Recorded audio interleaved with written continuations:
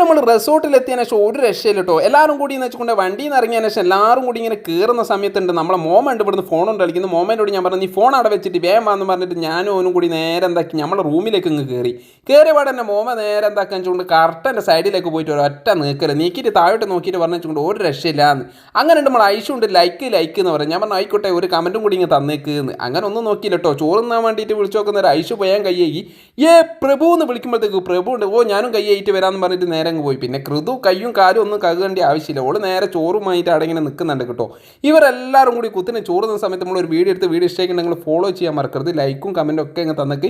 Full video നമ്മളെ YouTube ചാനലുണ്ട്. പ്രത്യേക ആര് പറഞ്ഞിട്ട് നമ്മൾ ഐഷു പറഞ്ഞു കിട്ടാം. അന്നേരം തന്നെ ഐഷു പറഞ്ഞു വെച്ചുകൊണ്ട് ഒരാളുടെ വെള്ളം കൊണ്ട് വരുന്നതെന്ന്. ആ വെള്ളം നമ്മളെ കൈമേൽ ഇതുവരെ എത്തിക്കില്ല. മൂപ്പരെന്നെ കുടിച്ചാൽ തോന്നുന്നു. അന്നേരം ഐഷു എന്താക്കിയെന്ന് വെച്ചുകൊണ്ട് നമ്മൾ വാൽക്കണിയിലേക്ക് പോകാമെന്ന് പറഞ്ഞിട്ട് ഞാൻ എന്നെ വിളിച്ചതിനെ കൊണ്ട് ഞാൻ നേരെ ഓളോട് ഇങ്ങ് പോയി. എന്നിട്ട് താഴോട്ട് നോക്കുന്ന രണ്ട് പേര് എല്ലാവരും ഇങ്ങനെ നല്ല അടിപൊളിയിൽ ഇങ്ങനെ കുളിക്കുന്നു കേട്ടോ. അന്നേരം തന്നെ ഞാൻ പറയും ചെയ്തു നല്ല അടിപൊളി രസമുള്ള ഒരു സ്ഥലം തന്നെ. ഒരു രക്ഷയില്ല കേട്ടോ. കോഴിക്കോട് ജില്ലയിൽ ഇങ്ങനെ ഒരു സ്ഥലമുള്ളതെന്ന് ഞാൻ ഇതുവരെ മനസ്സിലാക്കിയില്ല എന്ന്. കോഴിക്കോട് ജില്ലയിൽ ഇങ്ങനെ ഒരു സ്ഥലമൊന്ന് ഞാൻ പറഞ്ഞ ആയിക്കോട്ടെ എന്തെങ്കിലും ആട്ടെ നമുക്ക് എന്തായാലും അടുത്ത വീഡിയോയിൽ കാണാം.